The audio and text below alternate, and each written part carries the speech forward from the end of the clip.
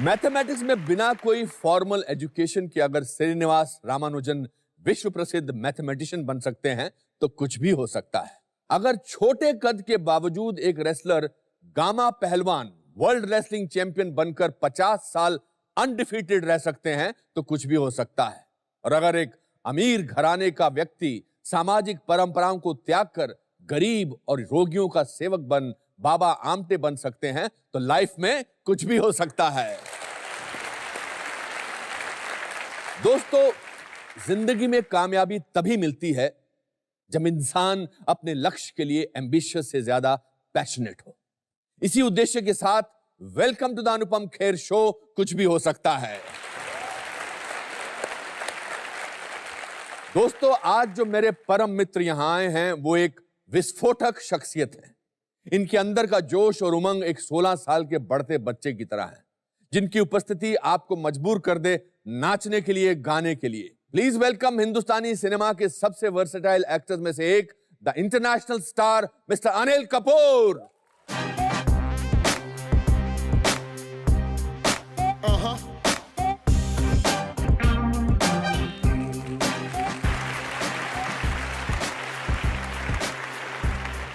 मेरी अनिल कपूर साहब से मुलाकात 1983 में हुई थी, जब मैं महेश भट्ट साहब की फिल्म सारांश पर काम कर रहा था।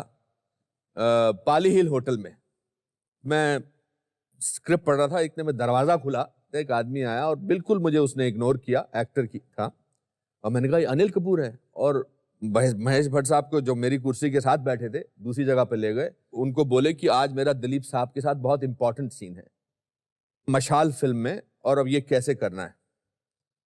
कट टू 30-32 साल बाद ये दिल धड़कने 2 की शूटिंग कर रहे थे और मैं इनको मिलने इनके घर पर गया। एक नौजवान लड़का फिर अपने स्टडी में बैठा वैसे ही सोच रहा था कि ये सीन कैसे करना है। तो वक्त बदला नहीं है आपके लिए। आपको मुलाकात याद है वो? ये दोनों चीज़ें मुझे याद नहीं है, मगर धीरे धीरे याद आ रही हैं। पाली होटल में गया था और यूसुफ साहब, दिलीप कुमार साहब, जो हिंदुस्तान की जो महान कलाकार हैं, उनके साथ सीन था। तो इमेजिन कर सकते हैं कि मेरा क्या हाल होगा। तो मैंने सोचा कि आपका तो वैसे, सॉरी टू इंटरप्ट यू, किसी महान कलाकार के साथ सीन नहीं भी होता है तो तब बुरा भी आप होता उतनी है। मेहनत करते हैं। हाँ, उतना ही बुरा हाल होता है मेरा। नहीं, फिर भी इसमें 2-3 चीज़ें थी जी। मैं आज आपको खुल के बताता हूँ। जी जी।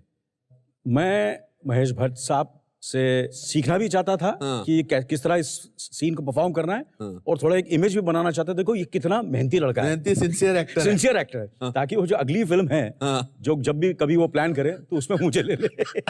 तो ये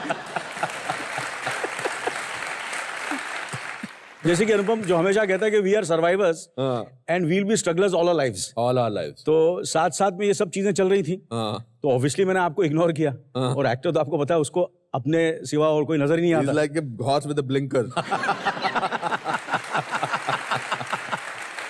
तो एक किस्म का जो ये जो हम लोग, तो आपको पता है कि एक्टर्स का सर्वाइवल इंस्टिंक्ट बचपन से स्ट्रगलर्स हैं।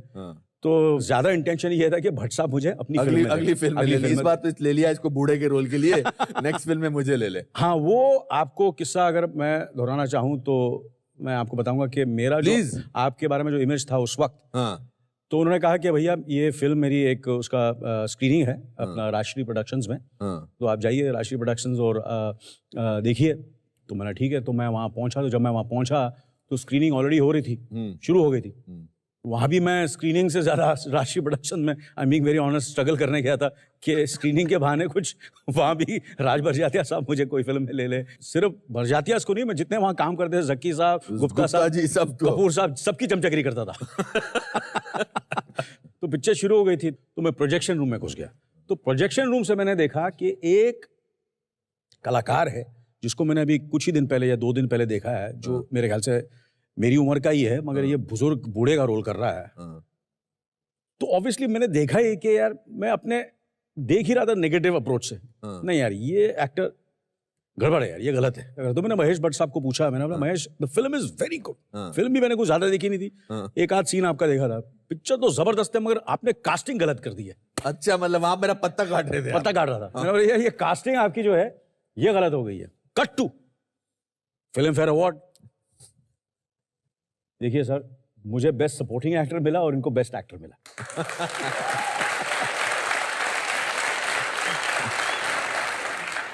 और मैं आज आपको बता देता हूं कि जिंदगी भर ये मेरे लिए बेस्ट एक्टर ही रहेंगे और मैं इनका सपोर्टिंग एक्टर ही रहूंगा। अरे so nice of you, I so wonderful. Kapoor साहब, आपने देश के बहुत सारे लोगों को इंस्पायर किया है, न केवल एक्टर्स को। अगर मैं चाहूं कि आपसे पूछूं कि आप अपने आप को एक वर्ड में कैसे डिस्क्राइब करेंगे, जैसे मैं अपने बारे में बोलता हूं इटर्नल ऑप्टिमिस्टिक, ऑप्टिमिस्टिक, आप अपने आप को अगर कोई वर्ड देना हो तो क्या बोल रहे हैं? Labour class. Labour class, labourer. Labourer, how wonderful. मुझे ऐसा लगता है कि जिंदगी में काम के बारे में शर्म नहीं करनी चाहिए। कोई भी काम, मुझे कभी कोई भी काम, कैसा भी काम, कहीं भी, बड़ा हो छोटा हो, झोपड़पट्टी में हो, महल में हो, पैलेस में हो, मैंने कभी काम की शर्म नहीं की। आदमी अपने आप को ये हमेशा सोचता रहे कि वो क्या लेके आया था और क्या लेके जाएगा। हम जब आए थे, आप शिमला से आए थे, मैं जो था चेंबूर का, वो तो मैं बोल नहीं सकता क्या बोलते हैं अपने ये आप। अपने आप को चेंबूर का छोकरा समझ लो छोकरा या समझते हैं और मैं शिमला का छोकरा। तो सो मुझे लगता है कि क्या था, कहाँ से शुरू हुए हैं और कहाँ हैं, तो मुझे लगता है कि for everything for us so we have to be, you are eternal optimistic and for me I am a labour class actor. Let's talk about Chembur के दिनों की बात। मैंने सुना वहां पर एक तो आपके फादर प्रोडक्शन असिस्टेंट थे या प्रोडक्शन मैनेजर थे? नहीं, वो प्रोडक्शन मैनेजर नहीं थे, उन्होंने शुरू किया as an assistant director. Assistant K Asif साहब के असिस्टेंट थे जब आए वो। उसके बाद जैसे कि आजकल हम लोग वी हैव एजेंट्स, तो उन दिनों में सेक्रेटरी होते थे। तो पहले असिस्टेंट थे, फिर असिस्टेंट के बाद वो सेक्रेटरी बने गीता बाली जी के और शमी कपूर साहब के। और फिर सेक्रेटरी बनने के बाद फिर उन्होंने अपनी पहली फिल्म शुरू की with the blessings of Geeta Bali ji. फिल्म का नाम था जब से तुम्हें देखा। तो उस वक्त हम चेंबूर में रहते थे। और चेंबूर में जब ये बच्चे नंगे पैर बेयरफुट खेलते थे, हाँ या है ना? और आप अगर अभी कोई भी उस पे जहां हम लोग नंगे पैर घूमते थे चल के बताए, मैं उसको जो चाहे इनाम दे सकता हूँ। मतलब इतना डिफिकल्ट था? इतना डिफिकल्ट था। और वहां हम लोग ऐसे नंगे पैर घूमते थे जैसे अपना हाइड पार्क में घूम रहे London. Describe me your childhood. What was your routine of a childhood? You were not very good at studies, or you were good? तो मेरे को एक्सपोज करना चाह रहा है? नहीं, एक्सपोज नहीं करना चाह रहा। I was, you see, to be honest with you, मैं ऐसा भी नहीं था कि बट मैं आज तक कभी फेल नहीं हुआ। हाँ, ये तो बहुत बड़ी उपलब्धि है। हाँ, मैं आज तक फेल नहीं हुआ। मेरे घर में मेरे ख्याल से एक आध बार सब फेल हो चुके हैं, मगर मैं आज तक फेल नहीं हुआ। अच्छा। मेरा जो फोकस था घोड़े की तरह था। जब से होश संभाला मैं सिर्फ एक एक्टर बनना चाहता था, कलाकार बनना चाहता था, एक्टर बनना चाहता था। तो इमेजिन कर लो कि पढ़ाई में आज तक कभी फेल नहीं हुआ और जो चीज मैं करना चाहता हूं एज एन एक्टर, पहली बार उसका एग्जाम दिया, उसमें फेल हो गया। आप film and television institute Pune की बात कर पुणे की बात कर रहे हैं। और मैंने सुना फिर आप गिरीश कर्नाड जो वहां के डायरेक्टर थे उनसे झगड़ा करने चले गए थे? झगड़ा नहीं, सब कुछ किया मैंने। झगड़ा किया, पाँव पड़े, अच्छा, रोया, जो करना था मैंने किया। यार मुझे ले लो, इसका रिटन एग्जाम से एक्टिंग का क्या लेना था? अच्छा, तो मगर rules are rules, so I was you were disheartened, very badly shattered. हाँ, रात को तकिए के बहुत रोता था मैं। अच्छा, कि मैं फेल हो गया, मैं एक्टर नहीं बन सकूंगा। मगर आपको पता है, स्ट्रगलर, लेबर क्लास, और आपने क्या-क्या स्ट्रगल किया है। फिर एक कोई बाल कलाकार की कोई फिल्म थी जिसमें आपने ऑडिशन दिया था और उसमें भी आप फेल हो गए थे? हाँ, नहीं, उसमें पास हो गए। उसमें पास हो गए थे? उसमें पास हो गया था। पूरा मेकअप लगा के आप नेक्स्ट डे स्कूल में गए थे? यस, वो पास हो गया। शशि कपूर साहब के बचपन का रोल करना था। What movie was that? तू पायल में गई, वो रिलीज नहीं हुई। अच्छा, आज तक वो बंद पड़ गई। मगर काम किया, प्राण साहब के साथ काम किया, बड़ा इंटेंस सीन था। बड़े सब इम्प्रेस हुए कि यार ये कोई कलाकार है जबरदस्त। How old were you at this time? मेरे ख्याल से मैं 7th स्टैंडर्ड में हो गया, 10-11 साल का। 10-11 साल था। उस वक्त से स्ट्रगलर था और उस वक्त से मेहनत करता था। अच्छा। उसमें मुझे सितार बजाना था। अच्छा, उस रोल के लिए। तो मैं चेंबूर से 3 बस चेंज करके अपना ये जो बांद्रा खाड़ी है ना, वहाँ उसके ऑपोजिट एक बिल्डिंग है, वहाँ मैं सितार सीखने आता था। अच्छा, ताकि मैं सितार ऑथेंटिक सितार बजाऊं। ऑथेंटिक। उसकी कितने दिन शूटिंग की थी? उसकी की हमने 8-10 दिन। 8-10 दिन। You remember how much money did you get for that? पूछा ही नहीं, पैसे कौन पूछता, रोल मिल गया, काम मिल गया। एक बार कहो जो मेरी पहली फिल्म थी, मतलब एज राजश्री वालों की। हाँ, एज राजश्री, उसमें 1500 रुपए मिले थे। तो उसमें अगर 1500 मिले थे, दैट वाज इन 1981 और 80, उसमें 1500 मिले, तो यहाँ कितने 500 रुपए मिले होंगे या 200 रुपए मिले होंगे, जो भी है।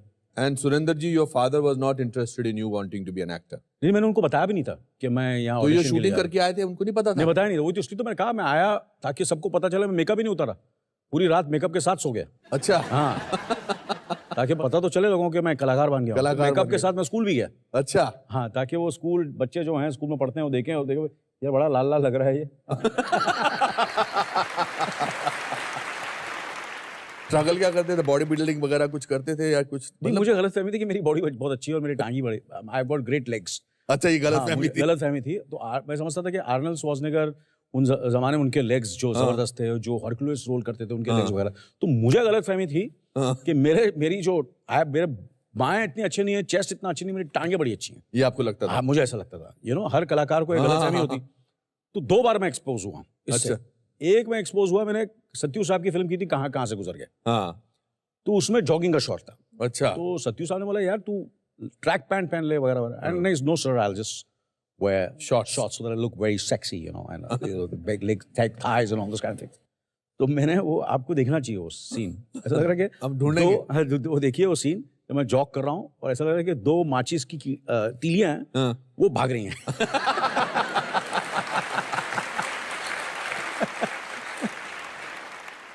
और एक और मैंने जो जैसे मुझे गलतफहमी थी कि मैं बहुत जबरदस्त डांसर हूँ। अच्छा। तो ये जब बाबू साहब की एक तेलुगु फिल्म कर रहा था, तो वहां जब मैं पहुंचा तो उन्होंने कहा कि तुम ये कर सकते हो? बोला हाँ। तुम वो कर सकते हो? बोला हाँ। तुम ये कर सकते हो? बोला हाँ। जो बोला हाँ हाँ हाँ हाँ। बोले यार काम दे दे तू। तो उन्होंने उस फिल्म के अंदर एक गाना रखा जिसमें मैं बैले कर रहा हूँ। वो बैले में यू वेयर दोस टाइट, तो उसमें टांगे। हाँ, वो भी आप देख लीजिए। अच्छा। हाँ, वो भी कुछ माचिस की तीलियों से भी बदतर है।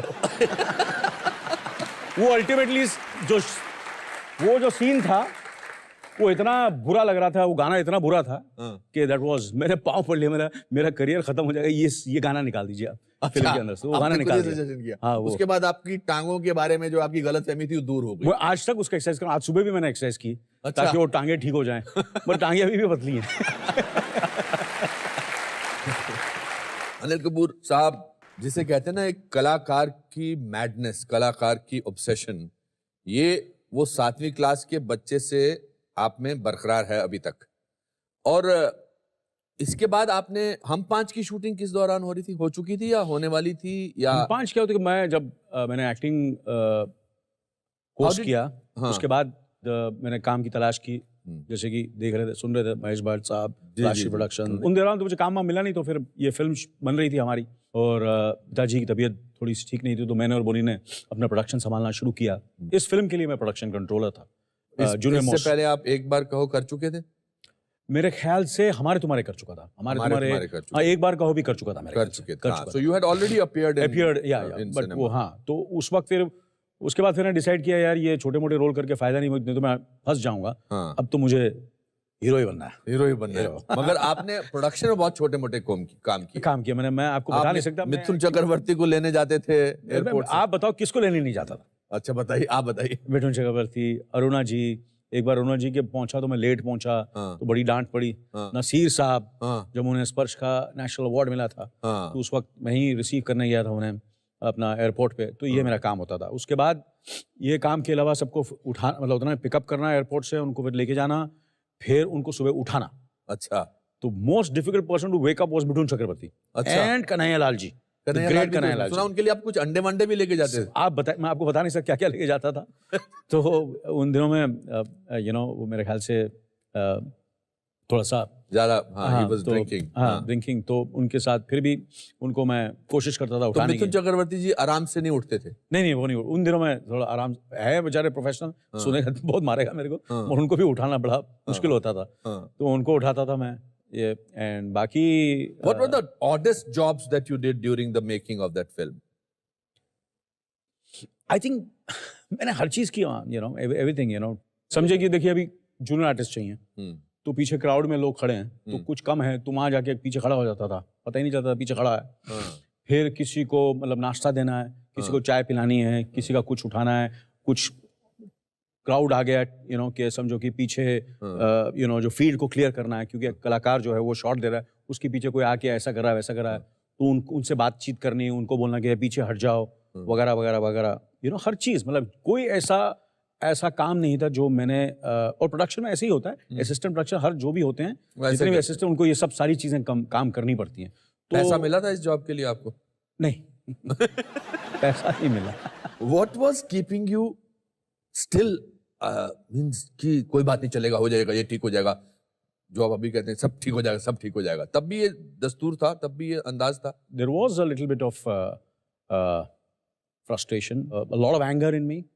जब कभी कभी ये भी होता था कि जब पोजिशनिंग करता था डायरेक्टर एंड तो आप सब्स्टिट्यूट करता था। जैसे राज बब्बर साहब का शॉट है, तो शॉट में ये था कि उसे आना है और ऐसे गिरना है, तो बिफोर ही कुड कम, और फिर ऐसे मेरे पास ऐसे बाबू साहब अगर ये मैं ऐसा खड़ा रहता हूँ और ऐसा वो गिरेगा तो बेटर नहीं रहेगा, तो ऐसा गिरता था कि सर बार फट जाए मेरा, जमीन पे गिर जाता था। Why didn't you get a role in that?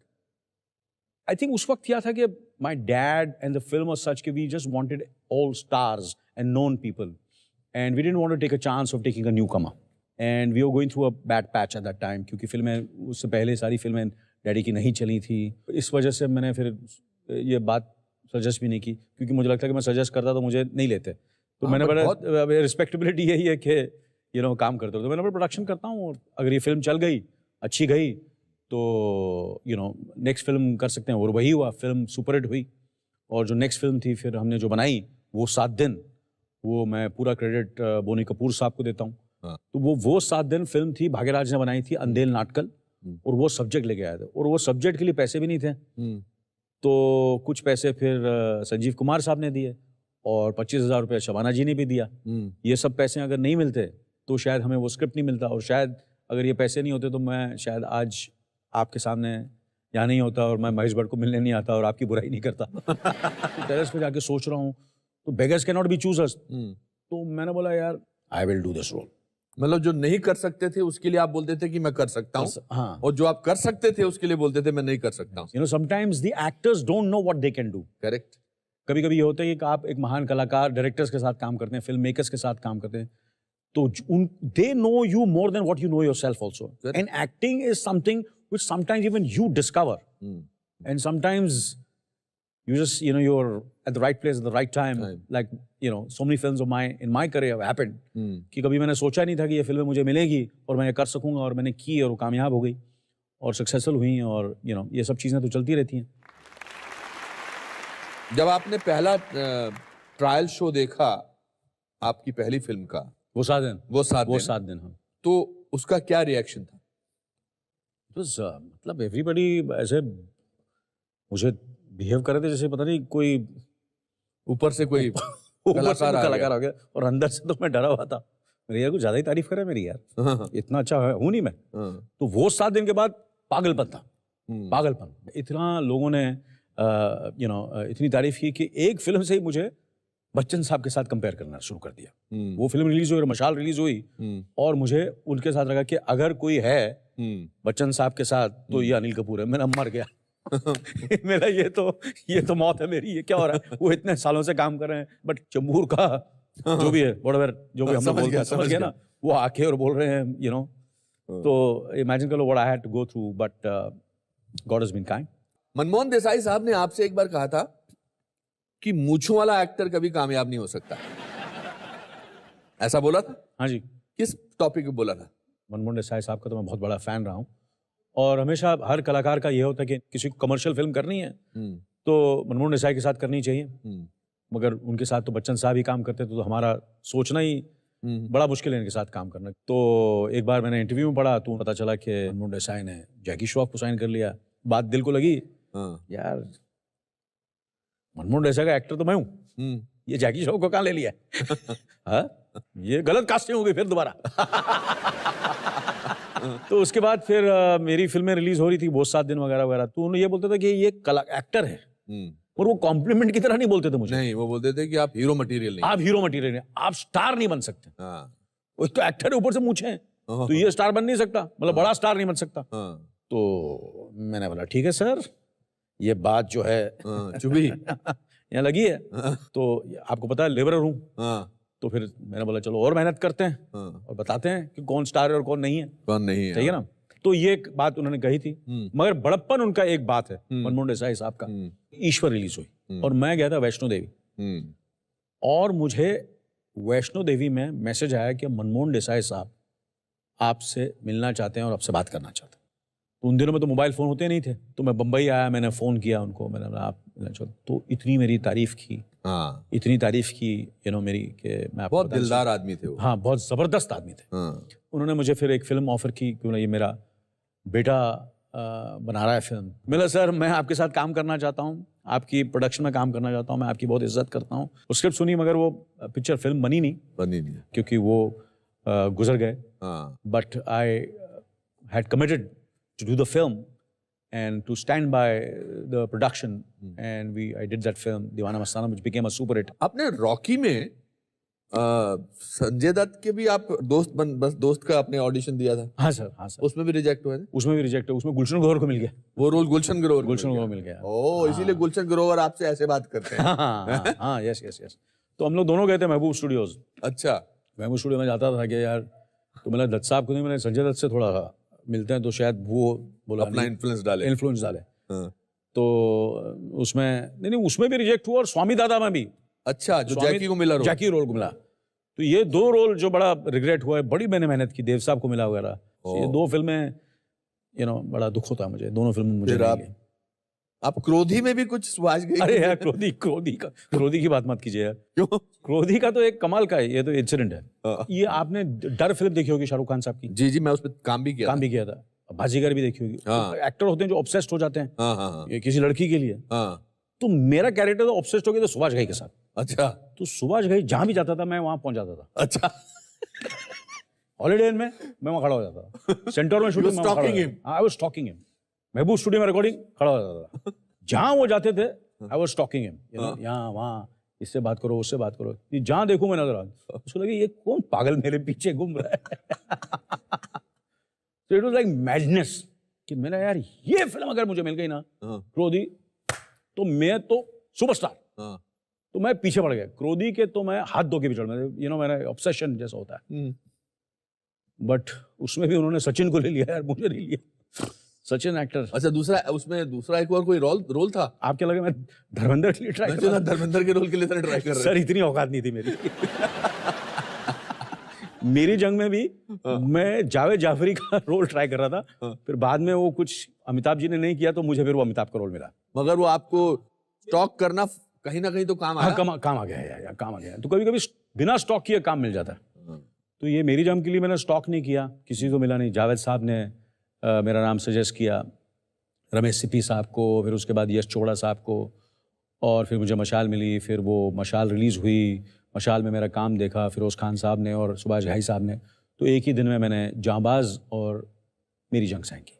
इस दौरान एक तरफ आपका करियर की जद्दोजहद चल रही थी और एक तरफ आपका इश्क पनप रहा था सुनीता के साथ। हाँ जी। आपने सुनीता से फोन पे बात की थी पहली बार? हाँ जी, उन्होंने की थी, मैंने नहीं की थी। अच्छा। क्योंकि उनकी अंग्रेजी मेरे से बेहतर थी। अच्छा। तो मैं तो इसलिए वही आवाज़ और अंग्रेजी से मैं पागल हो गया था। अच्छा। यार ये क्या इंग्लिश बोलती है यार।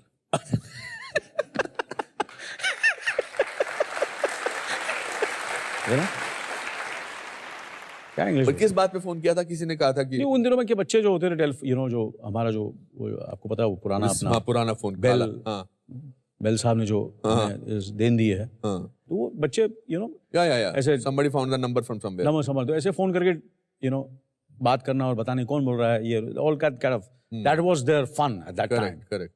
बट मुझे इश्क हो गया उस आवाज से, उस अंग्रेजी से, इंग्लिश से। अरे ऐसे कौन बोल रहा है? Guess who's speaking?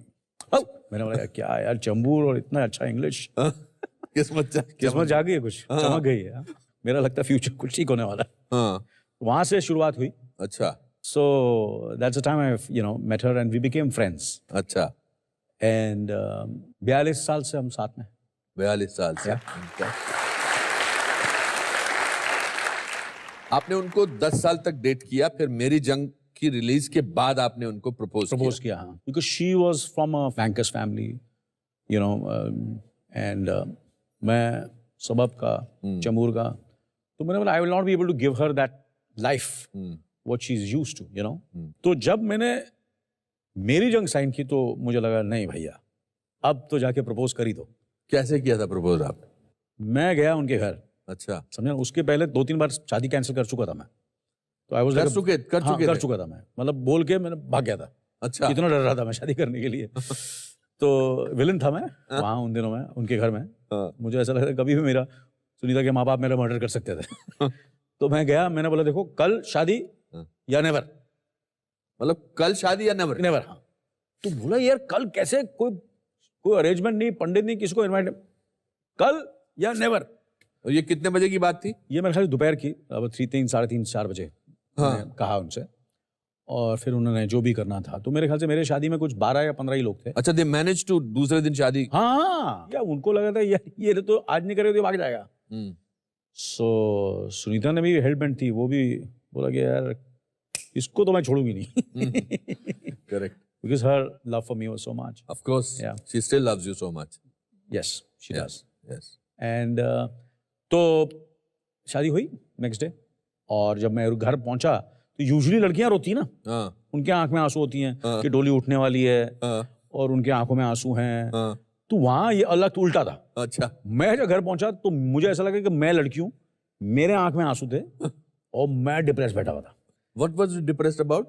यार मैं शादी कर रहा हूँ यार, मैं तो यंग, और आपको काफी लोगों ने एडवाइस किया था कि शादी मत कर यार, तू प्लेबॉय बन सकता है, you know, you'll be the superstar and the girls are after you, and you know you're a bachelor, you know, and you know, going to the premiere with your girlfriend, and there's, you know, outdoor Anil Kapoor sitting with his girlfriend at the poolside. ये सब मेरे सपने थे। ये सब सपने जो है सर्वनाश हो गए कि यार ये अभी हीरो बन गया, शादीशुदा, अभी बच्चे होंगे, बोरिंग सा।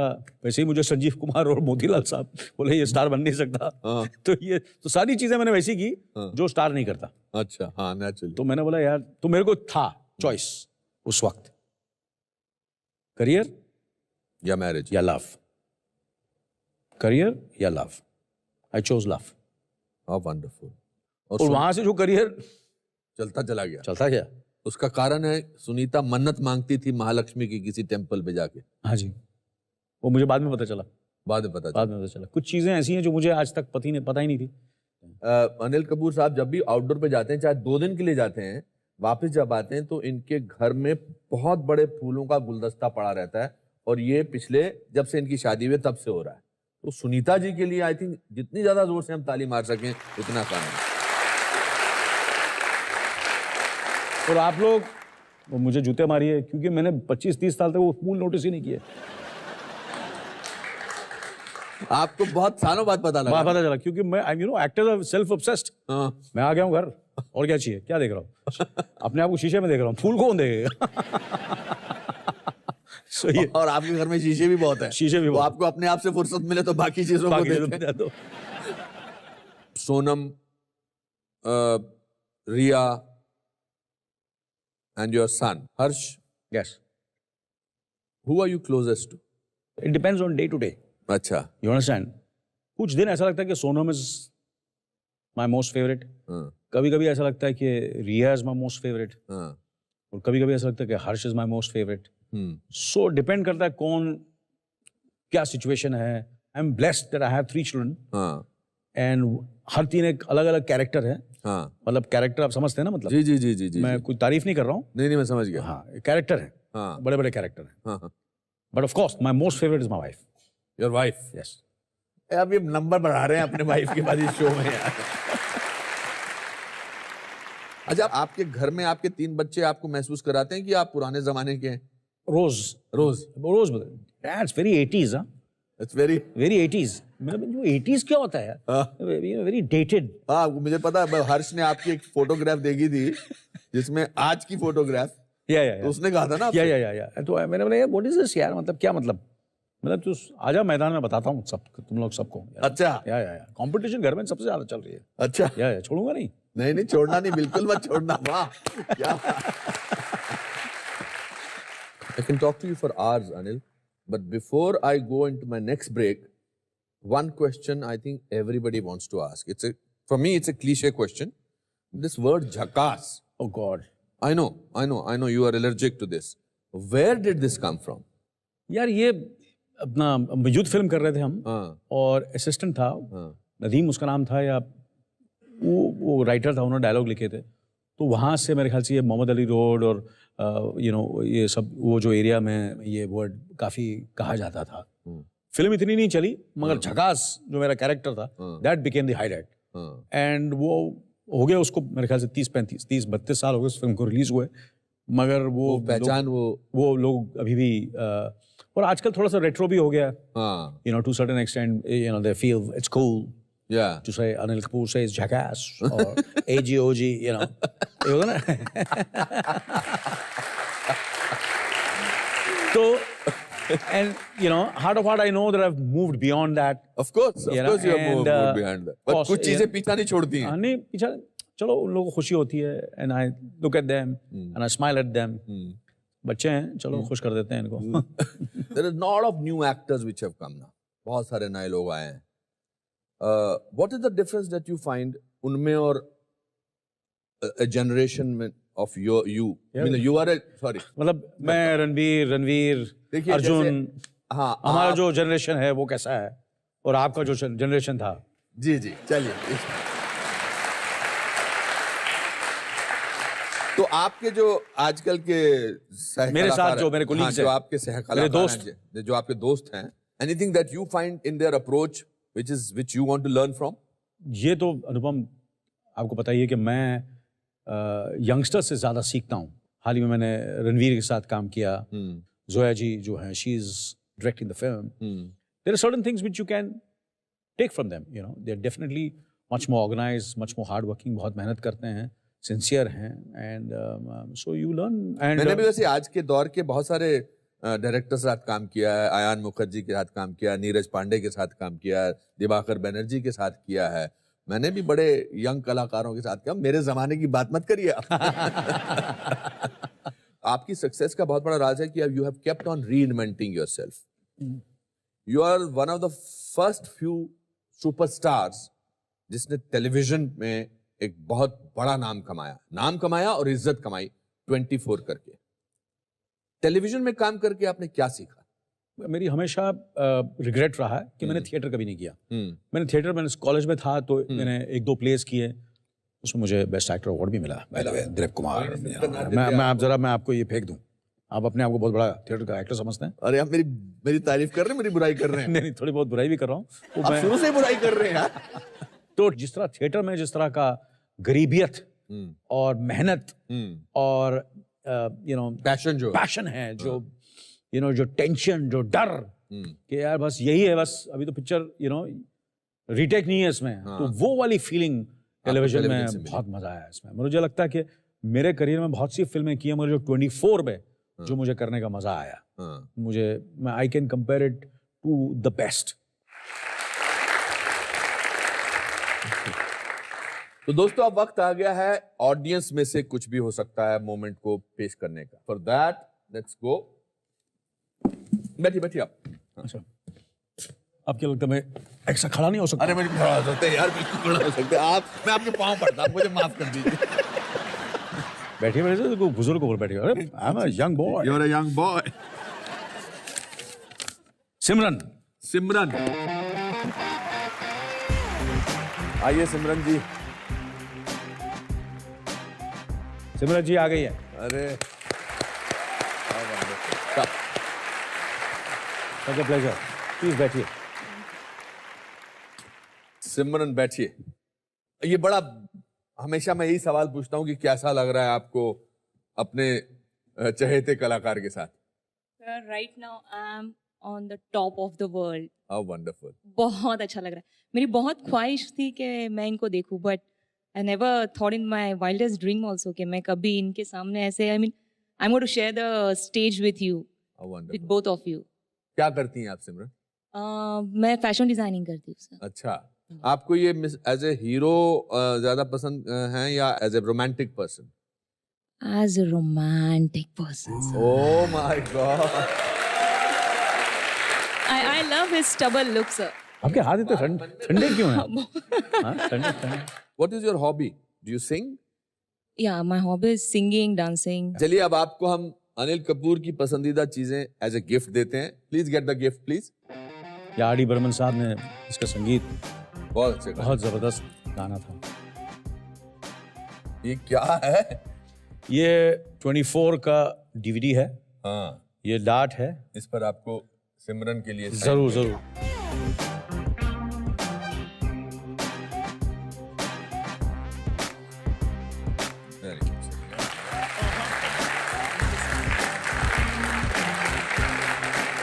One sec. We'll just take a picture. Thank you. Thank you, Thank you so much. Thank you, thank you, thank you, thank you.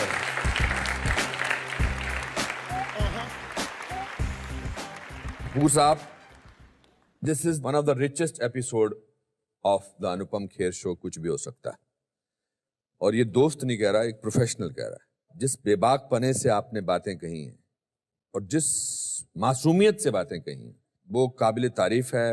And मैं चाहूँगा कि जब मुझे 30 साल बाद दादा साहब फाल्के अवार्ड मिल रहा हो और वो कहें कि we are asking now young actor newcomer Anil Kapoor to present this award, I will be the happiest person on that.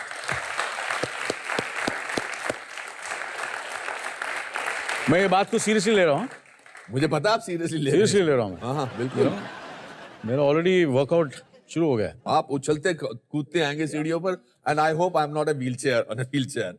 आपके घर में बहुत सारे अवार्ड्स पड़े हैं, बहुत सारी आपकी काबिलियत पर मद्देनजर रख के आपको बहुत सारी रिकग्निशन मिली है, मगर हम अपनी मोहब्बत जो है इस एक कागज के टुकड़े पर लिख के देते हैं। और मैं इसको तो I will make sure that ये आपके घर पर फ्रेम करके लग जाए। जरूर लगेगा। मैं आपको, क्योंकि इसमें हमारे जज्बात हैं। आपको बोलने की जरूरत नहीं है सर, ये लग गया समझ लो। बस तो ये जज्बात मैं आपको पढ़ के सुनाना चाहता हूं दर्शकों को। भारतीय सिनेमा जगत के सदाबहार व लोकप्रिय अभिनेता अनिल कपूर को हमारा प्रणाम। आपकी प्रतिभा एक मिसाल है आने वाली पीढ़ी के लिए।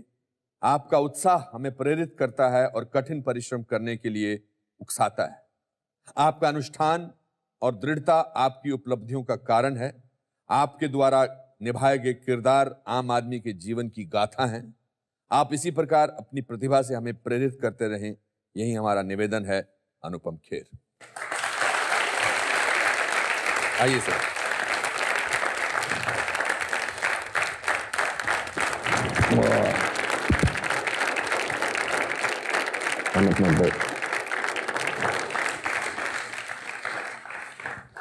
दोस्तों, इसके साथ आज का कार्यक्रम समाप्त होता है। मैं उम्मीद करता हूं कि अनिल कपूर से मिलके आपको जोश और उत्साह मिला होगा और एक नई उमंग भी।